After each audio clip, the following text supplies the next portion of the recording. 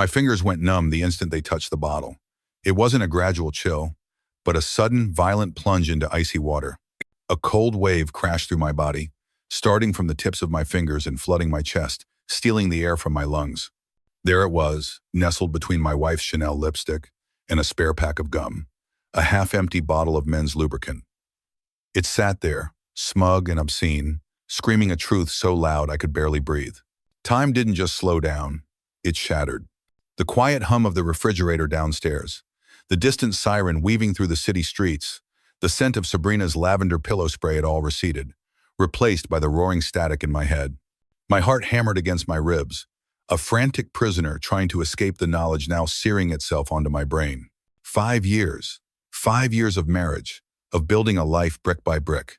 Countless promises whispered in the dark. All the nights I'd worked late, poring over blueprints and structural analyses, telling myself it was for our future. All of it, every shared laugh and silent understanding, crystallized into this single, devastating moment of clarity. This small plastic bottle was the tombstone of our marriage. I didn't do what they do in the movies. I didn't roar in anguish or shatter the bedroom mirror with my fist. There was no cathartic release of rage. Instead, something deeper and far more dangerous happened inside me. A heavy steel door, one I never knew existed, slammed shut in the core of my being, locking away the pain, the shock, the heartbreak. Behind it, a cold, quiet engine of logic began to whir. I am an engineer. I solve problems. I don't collapse when a structure fails. I analyze the breach, calculate the stress points, and formulate a plan. This was the greatest structural failure of my life. My hand didn't shake as I carefully, deliberately, placed the damning evidence back exactly where I had found it. My face, reflected in the dresser mirror, was a placid mask, revealing nothing of the cataclysm unfolding within.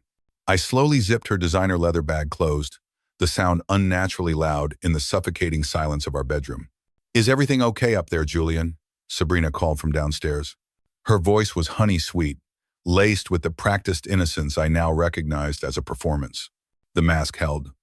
"Just looking for my charger," I answered, my tone perfectly normal, perfectly mundane, while my world imploded. That night, I lay beside her in our bed. The same body that had been with another man, perhaps just hours earlier, lay inches from mine. I could almost smell a foreign scent on her skin, something sharp and unfamiliar, masked by her usual perfume. She slept soundly, her breathing even, oblivious to the man she had just awakened. She thought she was clever.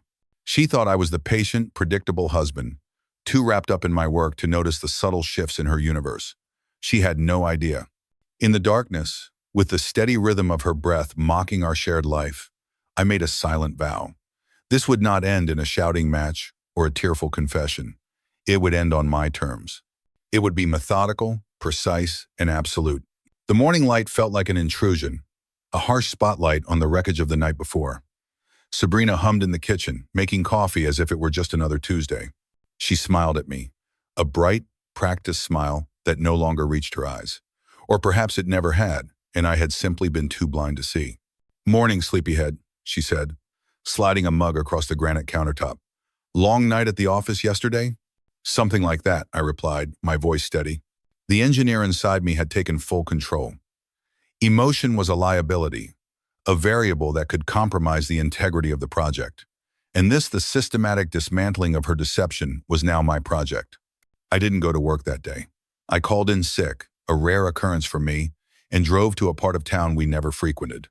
My destination was a small, grimy electronics store, wedged between a pawn shop and a laundromat, the kind of place that didn't ask questions. The man behind the counter was bald and paunchy, with eyes that had seen every shade of human desperation. I laid out my needs with clinical precision: a GPS tracker, small enough to be hidden, and 3 miniature cameras with long battery lives and remote access. He gave me a knowing, almost pitying look as he rang me up. "Wife cheating?" he asked bluntly. The directness of the question startled me. I just stared at him. He shrugged. "Sorry, man. You're not the first guy to come in here with that look on his face, buying this particular combination of items. It's a sad little kit." "Is it that obvious?" I asked, my voice barely a whisper. "To someone who sees it every week?" "Yeah," he said, sliding the bag across the counter. "Word of advice: make sure you're ready for what you find. Some guys think they want to know, but they're not prepared for the reality. I nodded, the words a cold stone in my gut. I'm prepared. Back home, while Sabrina was at her late meeting, I got to work. My hands moved with the detached efficiency of a surgeon. I placed one camera in our bedroom, tucked into the spine of a thick book on a high shelf. Another went into the living room, disguised as a USB charger plugged into an outlet near the front door. The last one I kept for later. Then, I drove to her office building. Her car, a sleek Lexus I'd bought her for our 3rd anniversary, was in its usual spot in the executive garage. Under the cover of dusk, I slipped underneath and attached the magnetic GPS tracker to the chassis.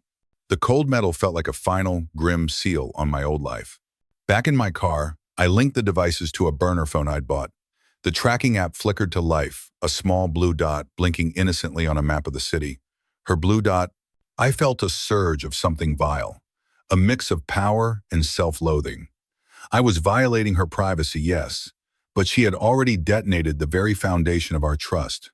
This wasn't an invasion, it was a damage assessment. I didn't have to wait long. 2 days later, a notification buzzed on the burner phone. Sabrina had texted me she was stuck in a strategy session that was running super late. The blue dot on my screen told a different story. It wasn't at her downtown office building. It was stationary at a small, boutique hotel across the street, the Sterling, a place known for its discretion. I learned his name a week later, through software I installed on our home network to intercept her messages. Donovan, a colleague from her department, recently promoted. Their messages were a nauseating mix of office gossip, logistical planning for their trysts, and explicit details that turned my stomach. I saw that their affair had been going on for at least 4 months. I saved everything: screenshots, location data, timestamp logs. I created a folder on a heavily encrypted hard drive, labeled simply Project Nightingale. Each piece of evidence was a nail in the coffin of our marriage, and I hammered each one in with cold, methodical precision. All the while, I was the perfect husband. I asked about her day. I listened to her fabricated stories of workplace drama. I played my part, waiting for the final act. Living a double life is exhausting. The facade of normalcy was a heavy cloak, and beneath it, I was suffocating. We'd sit on the sofa in the evenings, a chasm of unspoken truths between us, watching some mindless television show.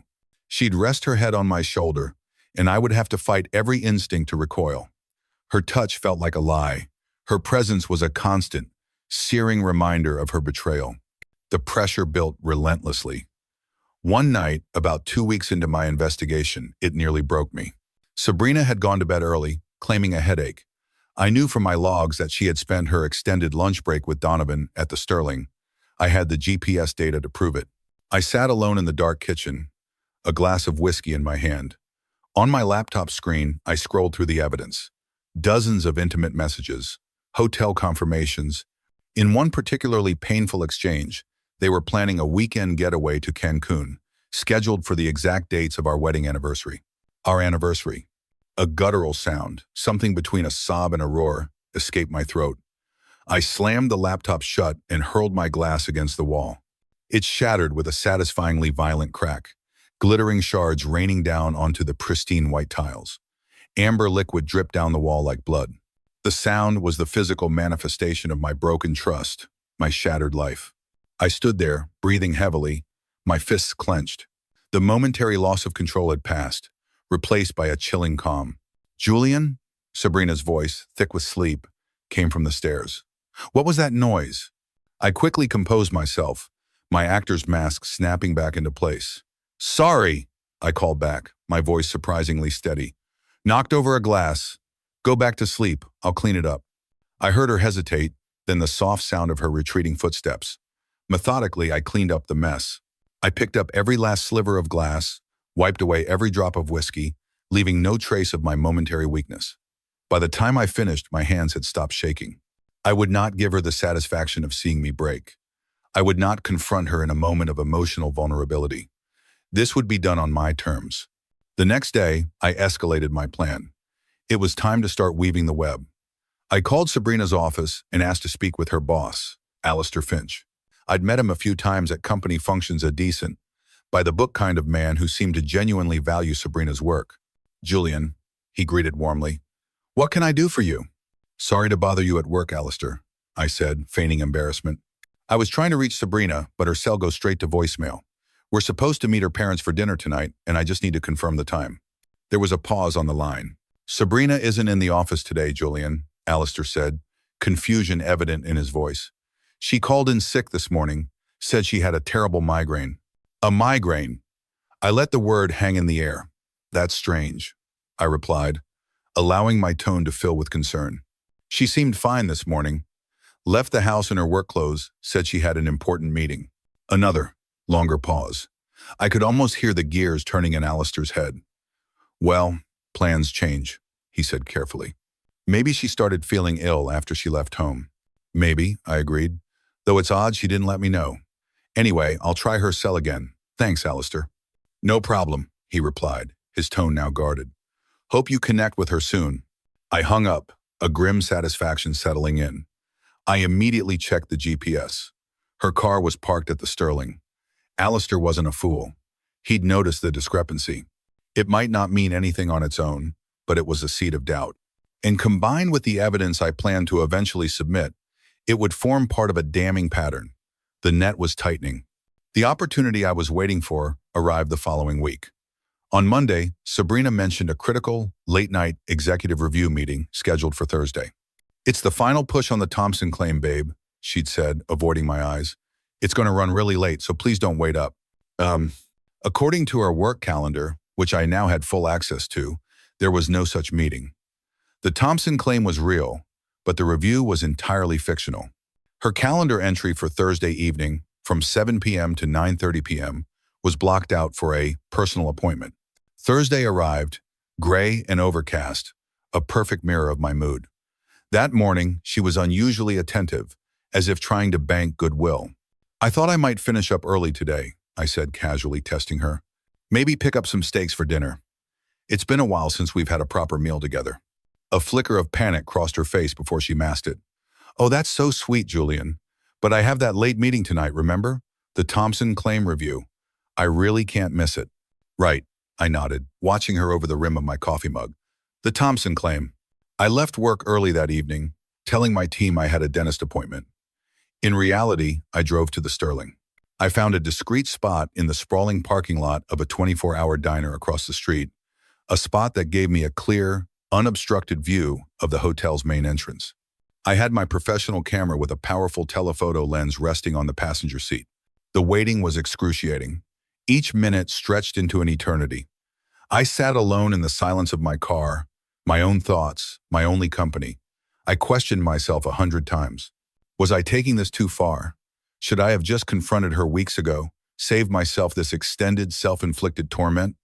But every time doubt crept in, I looked at the encrypted folder on my phone. This wasn't just about gathering evidence for a divorce. It was about taking back control of a narrative that had been stolen from me. It was about ensuring she couldn't twist the story, couldn't paint herself as the victim. At 7:05 p.m., her Lexus pulled into the hotel's valet lane. 5 minutes later, a black Audi followed, Donovan's car. I recognized him from the company photos I'd found online, tall, dark-haired, with the smug, easy confidence of a man who thought he was smarter than everyone else. My breath hitched. My hands, slick with sweat, tightened on the camera. I lifted it, the world shrinking to the small rectangle of the viewfinder. I took dozens of photos as they walked into the hotel together. His hand rested on the small of her back, a gesture of casual intimacy that made my blood boil. They were laughing about something, completely at ease, not a care in the world. Why would they? In their minds, they were untouchable. As they disappeared through the revolving doors, a wave of nausea hit me.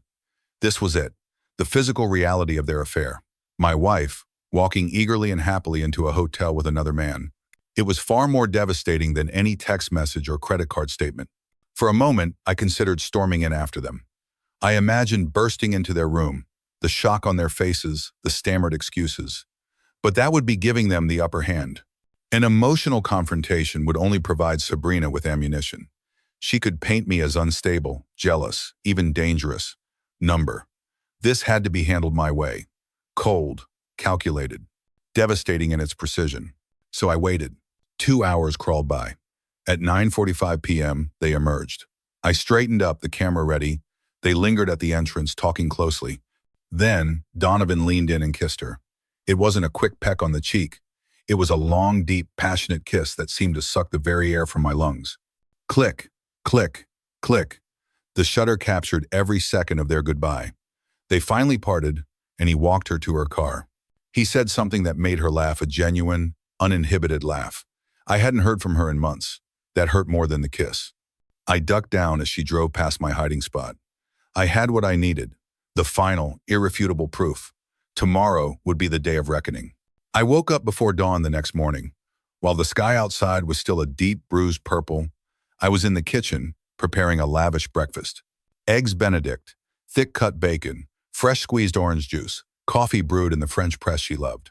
It was the kind of breakfast we used to have on lazy Sunday mornings, back when I believed our life was real. Sabrina came downstairs around 7, looking surprised but pleased. "Wow, what's the occasion?" she asked, sitting at the kitchen island. "Just felt like making breakfast," I said, sliding a plate toward her.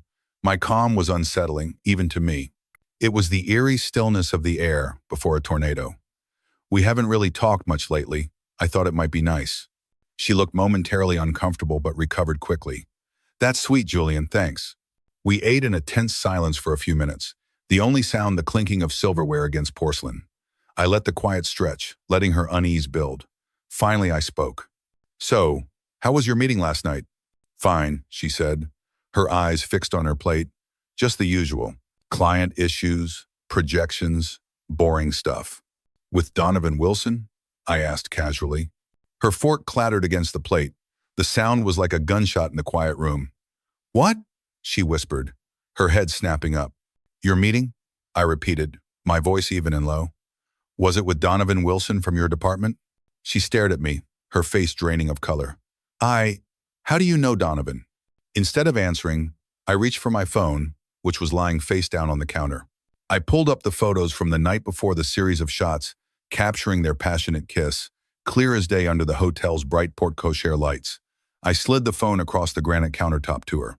"You two seem to have a very productive discussion in the Sterling's parking lot," I said, my voice steady despite the rage coiling in my gut. "Very professional." She stared at the phone, her breath catching in her throat. She looked up at me, her eyes wide with a mixture of terror and disbelief. "Julian, I can explain. Please don't insult my intelligence." I cut her off, my voice turning to ice. "I know everything, Sabrina. I know about the 4-month affair. I know about the Cancun trip you planned for our anniversary. I know about the lubricant in your purse in the morning after pills. I know you have been lying to my face in my home for months." She sat frozen, her breakfast forgotten. "How? Does it matter?" I stood up and walked to my briefcase, which I'd placed by the door. I pulled out a folder, thick with documents, and laid it on the counter with a soft thud. "What matters is what happens next." I opened the folder. "These are divorce papers. I've already spoken to a lawyer. Given the extensive evidence I've collected, evidence of infidelity and the misappropriation of shared funds for your affair, he's confident that you won't be entitled to much in the settlement." I'm sighing. "Evidence," she whispered, her voice trembling. "Screenshots of your texts, hotel receipts, GPS logs, and of course," I gestured to my phone, "photographs. I've been gathering it for weeks." Her shock finally gave way to anger. "You've been spying on me? Going through my things? That's illegal." A harsh, humorless laugh escaped my lips. "You're concerned about legality now, after systematically betraying our marriage vows for a third of a year? That's rich, Sabrina. Bro." She stood up abruptly, her chair skidding backward on the tiles. "You had no right to invade my privacy like that. And you had no right to betray my trust?" I shot back, my composure finally cracking, my voice rising. "What did you think would happen, Sabrina? That I'd never find out? That I'd just keep working 60-hour weeks to support this life while you screwed your colleague in hotel rooms I paid for with my credit card?" Her face crumpled. She sank back into the chair, her shoulders slumped in defeat. For a moment, a flicker of the man who had once loved her felt a pang of something akin to pity, but it vanished as quickly as it came. "You have until Monday to sign these papers and move your things out of my house," I said, my voice cold and final once more. The storm had passed. All that was left was the wreckage. Sabrina's desperation took a form I hadn't fully anticipated. On Sunday night, as I was packing a bag at the hotel I'd checked into, I received a call from an unexpected source, Alistair Finch. "Julian," he said, his voice strained. "I hope I'm not disturbing you. I wanted to give you a heads up. Sabrina came to me on Friday afternoon with some concerning allegations about Donovan Wilson. She claims he's been harassing her, pressuring her into an inappropriate relationship."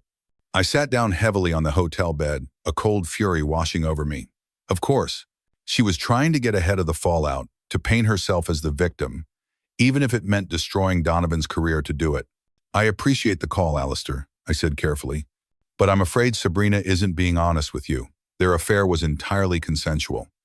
I have extensive evidence to that effect, which I was planning to share with your HR department tomorrow." There was a long, heavy silence on the line.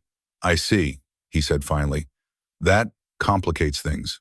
The next morning, I walked into Sabrina's former office building. The divorce papers lay unsigned on my kitchen counter, but her things were gone. She had chosen her path. Now, I would walk mine. The meeting with the HR director, a stern, no-nonsense woman named Eleanor Vance, was tense. Alistair was there, looking deeply uncomfortable. I laid out my evidence with the same methodical precision I had used to gather it. I was clear about my intentions. "I'm not here for revenge," I stated, looking directly at Mrs. Vance. "I'm here because your company is about to conduct an investigation based on a false harassment claim. Sabrina is trying to save her job by ruining a man's career. While Donovan is no friend of mine, he doesn't deserve that. This was a consensual affair, a violation of company policy, and a betrayal of my marriage. But it was not harassment." "Oh?" By the time I finished, the atmosphere in the room had shifted from suspicion to stunned silence. I left them with copies of everything. On my way out, I passed Donovan in the hallway. He was heading toward the conference room, his face a mask of confusion and worry. Our eyes met for a fraction of a second. I saw recognition dawn, followed quickly by fear. I gave him a polite, almost imperceptible nod, and kept walking. The divorce was finalized in record time. Faced with the mountain of evidence, Sabrina's lawyer advised her not to fight. The fallout at her company was swift and brutal. An internal investigation confirmed my evidence, and both she and Donovan were terminated for violating the company's fraternization policy and for her fraudulent harassment claim. The house felt empty, but it was a clean, quiet emptiness, not a lonely one. I started to erase her presence, packing away photos, donating her clothes. I felt not sadness, but relief. The deception was over. One Saturday, wandering aimlessly through my garage, I uncovered a box of old magazines from college, all dedicated to classic car restoration, a forgotten passion. A dream I'd shelved because Sabrina had called it impractical and expensive. Looking at the glossy photos of restored Mustangs and Camaros, I felt the first genuine spark of excitement in months. Maybe, I thought, restoring something broken was exactly what I needed. I spent weeks searching online listings before I found it. A 1967 Ford Mustang Fastback, rusting in a barn 2 hours outside the city. It was a wreck, but I could see the beautiful lines beneath the decay. It was a project, a new structure to build. My search for rare parts led me to a specialty shop on the industrial side of town, and that's where I met Rowan. She was behind the counter, arguing with a supplier on the phone about the correct casting numbers for a V8 engine block. She had fiery red hair tied back in a messy ponytail, grease smudged on her cheek, and eyes that lit up with an intelligence and passion I found captivating. She knew more about classic cars than anyone I'd ever met. She was the antithesis of Sabrina in every conceivable way. She was real.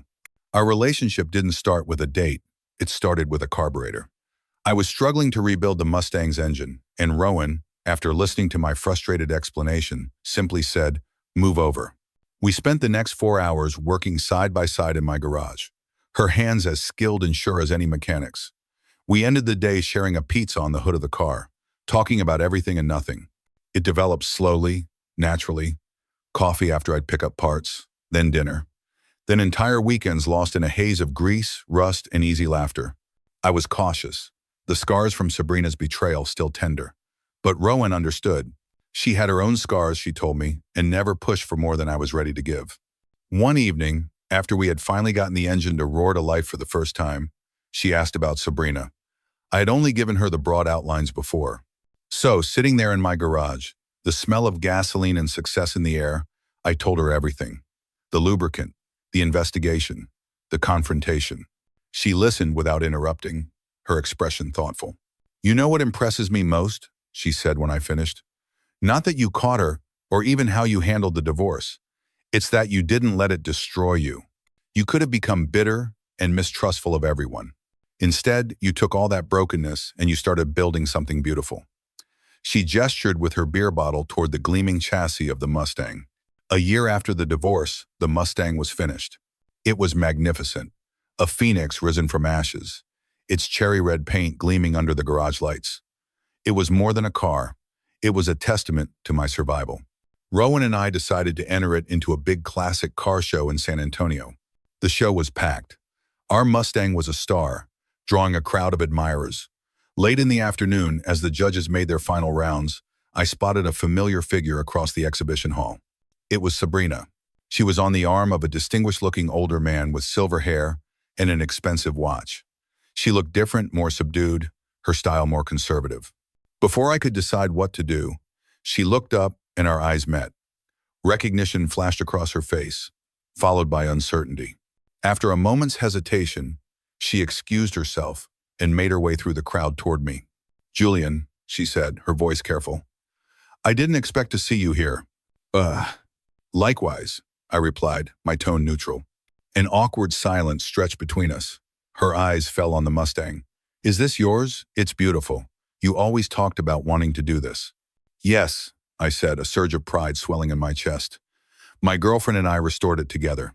As if on cue, Rowan appeared at my side, wiping her hands on a rag. "The judges are heading this way," she said, before noticing Sabrina. "Oh, hello."